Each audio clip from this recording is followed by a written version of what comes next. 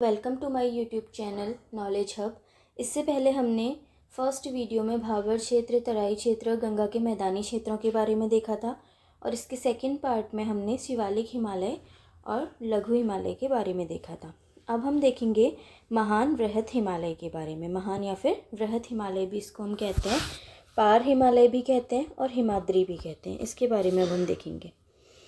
इसके अन्य नाम है वृहत हिमालय, मुख्य हिमालय, आंतरिक हिमालय या फिर ग्रेटर हिमालय। वृहत और ग्रेटर एक ही बात हुई, ठीक है। यह ट्रांस हिमालय के दक्षिण में तथा मध्य हिमालय के मध्य या फिर लघु के उत्तर में स्थित है। ये जो हिमालय है हमारा, ये क्या है? ट्रांस जो हिमालय है, ट्रांस हिमालय की कहाँ है? दक्षिण में है। मतलब यहाँ पे आपका आएगा महान हिमालय और इसके ऊपर में, किसके उत्तर में आएगा? लघु हिमालय के उत्तर में आएगा, ठीक है। प्राचीन ग्रंथों में से हिमाद्री होने के कारण पूर्ण रूप से बर्फ से ढका था। लघु हिमालय क्या था? आंशिक रूप से बर्फ से ढका था। ये पूर्ण रूप से बर्फ से ढका होने के कारण इसे क्या कहते हैं? हिमाद्री भी कहते हैं, ठीक है। और यहाँ पे जो वनस्पति होती है झाड़ीदार या फिर जड़ी बूटियाँ पाई जाती हैं। इसकी जो चौड़ाई होती है वो ये 15 से 30 मीटर होती है और ऊंचाई कितनी होती है? 4500 से 7817 मीटर तक का। तापमान 0 से नीचे अत्यंत ठंडा। अब देखो बर्फ़ है वहाँ पे तो 0 से नीचे होगा। वर्षा ग्रीष्मकालीन में अधिक वर्षा होती है और शीतकाल में यहाँ पे क्या होती है? बर्फ़ पड़ती है। प्रमुख जिले जहाँ महान हिमालय है, महान हिमालय हमारा 6 जिलों में फैला हुआ है। कहाँ कहाँ पे? उत्तरकाशी, टिहरी, जितने भी ऊपर के होंगे वो हमारे, ठीक है। उत्तरकाशी, टिहरी, चमोली, रुद्रप्रयाग, बागेश्वर और पिथौरागढ़। यह अत्यधिक बर्फीला क्षेत्र है जिसके कारण उसे बमक के नाम से भी जाना जाता है। सबसे बर्फीला क्षेत्र होता है इसलिए हम इसे क्या कहते हैं? बमक भी कहते हैं।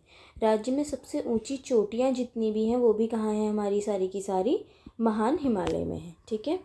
जैसे कि सबसे पहले आपका नंदा देवी पश्चिमी, आपके पेपर में भी आता है कि सबसे ऊंची चोटी कौन सी है करके। हाँ, उत्तराखंड की, या फिर उसकी ऊंचाई पूछ ली जाती है कितनी है मीटर में। वैसे ज़्यादातर मीटर में पूछी जाती, फीट में उतनी नहीं पूछी जाती, लेकिन मैंने यहाँ पे लिखी है तो एक बार आप देख के जाइएगा। तो नंदा देवी पश्चिमी जो है सबसे पहला है और इसकी ऊंचाई कितनी है? 7817। सेकंड है तुम्हारी कामेट, इसकी है 7756। नंदा देवी पूर्वी 7434। ये तीन तो आपको याद ही रखने हैं। वैसे यूके पीएससी के पेपर के लिए ये तीन इम्पॉर्टेंट हैं, लेकिन जो यूके ट्रिपल एससी है वो कहीं का भी पूछ देता है। माणा की ऊंचाई, बद्रीनाथ, चौखंबा, त्रिशूल, संतोपंत। और जो पटवारी लेखपाल का पेपर है वो यूके ट्रिपल एससी करा रहा है, तो इस वजह से आपको इनको भी ध्यान रखना है कि माणा की जो ऊंचाई है वो 7272 है, बद्रीनाथ की 7140, चौखंबा की 7138, त्रिशूल की 7120, संतोपंत की 7084, द्रोणागिरी 7066। और ये सारी जो चोटियाँ हैं हमारी, ये कहाँ पे है? हमारी चमोली में है। आपको ये भी बात ध्यान में रखनी है। आपको पूछा जाता है कि त्रिशूल पर्वत कहाँ पर है, तो कहाँ पे है? चमोली में, ठीक है। उसके बाद है पंचाचूली, 6904 पिथौरागढ़ में है। कुमाऊँ की सबसे ऊंची चोटी है ये, ठीक है। तो कुमाऊँ की सबसे ऊंची चोटी कौन है? पंचाचूली। कितने मीटर की है? 6904 और कहाँ है? पिथौरागढ़ में। भारत की सबसे ऊंची चोटी कौन है? K2, गॉडविन ऑस्टिन जिसे कहा जाता है। पीओके में आता है ये हिस्सा, ठीक है। और कहाँ है? काराकोरम श्रेणी। ऊंचाई है इसकी 8611 मीटर। तो आपको याद रखनी, भारत की सबसे ऊंची चोटी कहेगा तो K2 होगी। कुमाऊँ की सबसे ऊंची चोटी कहेगा तो पंचाचूली होगी। भारत के क्षेत्र के अनुसार भारत की सबसे ऊंची चोटी कहेगा तो कौन होगी? कंचनजंगा, जो कि कहाँ है? सिक्किम में है, ठीक है। तो ये बातों का आपको ध्यान रखना है। ऐसे पूछा जाता है कि भारत की दूसरी सबसे ऊंची चोटी, तो वो है कंचनजंगा, क्योंकि पहली कौन है? K2। हिमालय क्षेत्र की सबसे ऊंची चोटी भी कौन है? कंचनजंगा, ठीक है। भारत की सबसे ऊंची चोटी K2 जिसकी ऊंचाई कितनी है? 8611। भारत की दूसरी सबसे ऊंची चोटी कंचनजंगा जिसकी ऊंचाई है 8586 मीटर। इस क्षेत्र के विशाल हिमनद ग्लेशियर प्लाइस्टोसिन युग के हैं। रूपांतरित तथा अवसादी चट्टानों के साथ साथ ग्रेनाइट नीस चट्टानें भी यहाँ पे क्या होती हैं? पाई जाती हैं, ठीक है। उसके बाद ये इतना इंपॉर्टेंट नहीं है, इस चीज़ को अगर आप ध्यान में नहीं रखें, क्योंकि हमने नदियों वाले पार्ट में सारे पढ़ने ही हैं आपके। तलहटी के पास घास के मैदान, फूलों की घाटी, बुग्याल, प्यार, अल्पाइन पाए जाते हैं। प्रमुख व्यवसाय क्या है यहाँ पे? पशुपालन और ऊनी हस्तशिल्प या फिर जड़ी बूटियाँ। ठीक है। महान हिमालय क्षेत्र में ट्रांस हिमालय क्षेत्र से दर्रे और गिरिद्वार विभाजित रहते हैं। उसके बाद उत्तराखंड में जो नाहन पर्वत श्रृंखला है, जिसमें आपका क्या है, हल्द्वानी या फिर नैनीताल में पाई जाती है जो पर्वत श्रृंखला है, ये भी कहाँ है? इधर ही है। शिवालिक में पाई जाने वाली जो चट्टानें, इसके बारे में आपसे पूछा जा सकता है कि किसमें कौन सी चट्टानें पाई जाती हैं। तो शिवालिक में जो चट्टानें पाई जाती हैं वो बलुआ पत्थर की अवसादी चट्टानें हैं। लघु हिमालय में वलित और कायांतरित चट्टानें हैं। महान हिमालय में रूपांतरित और अवसादी चट्टानें।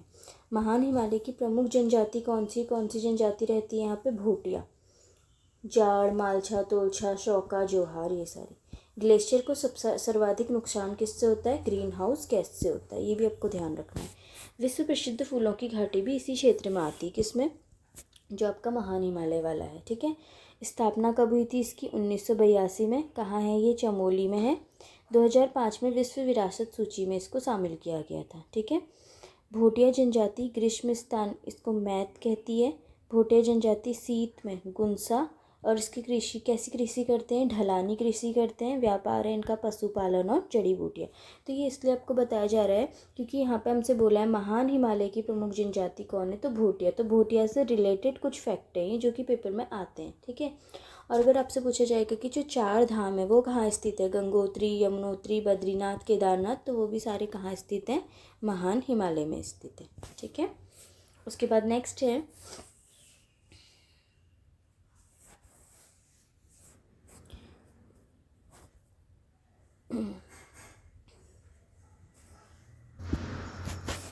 मुख्य या फिर महान हिमालय। आपको पता है ये हमारा ट्रांस हिमालय है, ये हमारा महान हिमालय है, ये हमारा लघु हिमालय। ये ट्रांस, ये महान और ये लघु। तो इसको कौन सी लाइन अलग कर रही है? इसको ये अलग कर रही है ITSZ, या फिर इसको हम क्या कहते हैं? सचर जोन भी कहते हैं। और इनको कौन अलग करती थी? मैंने बताया था MCT, यानी कि मेन सेंट्रल थ्रस्ट, मुख्य केंद्रीय भ्रंश। तो बोला मुख्य या फिर महान हिमालय को कौन सी लाइन अलग कर रही है? देखो इसको ITSZ लाइन। और मुख्य हिमालय, जो ये मुख्य हिमालय है, ये जो महान हिमालय हमारा है, किस किस के बीच में आ रहा है? किन किन लाइनों के? ITSZ और MCT लाइन के मध्य आ रहा है। ठीक है। उसके बाद नेक्स्ट है आपका ट्रांस हिमालय। ट्रांस मतलब होता है दूसरी ओर। ठीक है। ट्रांस का मतलब क्या है? दूसरी ओर। मुख्य या फिर महान हिमालय के उत्तर में स्थित ट्रांस हिमालय, ये तो हमें पता ही है, ये हमारा महान हिमालय है, ये हमारा ट्रांस हिमालय। तो इसके उत्तर में मुख्य या फिर महान हिमालय के उत्तर में स्थित ट्रांस हिमालय। ठीक है। तो उत्तर में स्थित है। चौड़ाई है इसकी 20 से 30 मीटर, ऊंचाई है इसकी 2500 से 3500 मीटर। इस क्षेत्र की पर्वत श्रेणियों को हम क्या कहते हैं? जैक्सर श्रेणी या फिर जाक्सर श्रेणी कहा जाता है। इस क्षेत्र में कुछ भाग भारत में और कुछ भाग कहाँ है? चीन और तिब्बत में नियंत्रण। इसलिए हम कहते हैं इसका भाग नहीं है बोलते हैं, क्योंकि कुछ भाग और सब बाकी जो हिमालय हैं वो तो सारे के सारे यही हैं, लेकिन जो ये है ट्रांस हिमालय जो है, इसका कुछ भाग भारत में और कुछ भाग कहाँ है? चीन में स्थित है। यहाँ से ये इंपॉर्टेंट है। उत्तराखंड में वृष्टि छाया क्षेत्र भी ट्रांस हिमालय को कहा जाता है। कि वृष्टि छाया क्षेत्र किसे कहा जाता है? तो वृष्टि छाया क्षेत्र कहा जाता है ट्रांस हिमालय को, क्योंकि यहाँ पे पर्वत जो रहते हैं वो क्या रहते हैं? कटे फटे रहते हैं। तो ये भी दिखाया रेन शेडो एरिया या फिर वृष्टि छाया क्षेत्र स्थित है कहाँ? ट्रांस हिमालय में। ठीक है। उत्तराखंड में सिर्फ नामपा, धुरा, पिथौरागढ़ में ट्रांस हिमालय जाक्सर श्रेणियाँ स्पष्ट रूप से दिखाई देती है। उत्तराखंड में सिर्फ कौन सी? नामपा, धुरा जो कि पिथौरागढ़ में है, और ट्रांस हिमालय का हिस्सा है वो स्पष्ट रूप से दिखाई देती है। ट्रांस हिमालय SZ जोन द्वारा वृहत हिमालय से अलग होता है। तो मैंने बता दिया तुम्हें कि अगर ये तुम्हारा ट्रांस हिमालय है और ये तुम्हारा महान हिमालय है, तो इसको कौन अलग कर रहा है? ITSZ, मतलब सचर जोन जो है हिंदी में अगर बोले तो ये इनको अलग कर रहा है। ठीक है। फिर उसके बाद जो मैं आपको कह रही थी कि एक साथ सारा का सारा वो तुम्हें बता दिया जाएगा डेटा कि गंगा का मैदानी क्षेत्र कितना है? 3 से 4 किलोमीटर चौड़ा है। तराई क्षेत्र की चौड़ाई कितनी है? 20 से 30 किलोमीटर है। भाबर क्षेत्र की कितनी है? 10 से 12 किलोमीटर है। शिवालिक की चौड़ाई कितनी है? 10 से 20 किलोमीटर, और अगर ऊंचाई कहेंगे तो 700 से 1200 मीटर। तो ये इम्पॉर्टेंट है, ऊंचाई इम्पॉर्टेंट है इसकी, ठीक है।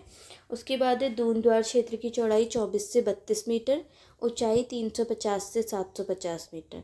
मध्य या फिर लघु हिमालय की चौड़ाई 70 से 100 मीटर, ऊंचाई 1200 से 4500 मीटर।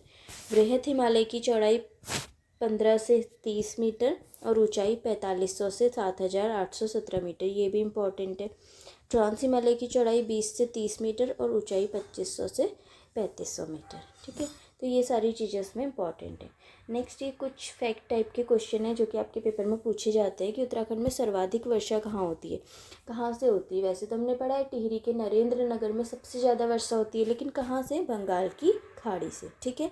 कुमाऊँ की चेरापूंजी कहाँ किसे कहा जाता है? सूखीडाल चंपावत जो है, जहाँ पे सबसे ज़्यादा बारिश होती है कुमाऊँ में, वो है सूखीडाल चंपावत। उत्तराखंड में किस मौसमी घटना से शीत ऋतु में ओलों की भी वर्षा होती है? तो किससे होती है ऐसी? पश्चिमी चक्रवात जो आता है हमारा, उससे उत्तराखंड में जो मौसमी घटना के साथ साथ जो शीत ऋतु में है वहाँ पे ओलों की वर्षा भी होती है, ठीक है। तो इसी के साथ आपका ये टॉपिक कंप्लीट हुआ। जो हमने उत्तराखंड का भौतिक विभाजन पढ़ा था 8 भागों में, उसके 8 के 8 प्रकार हमने डीपली देख लिए हैं।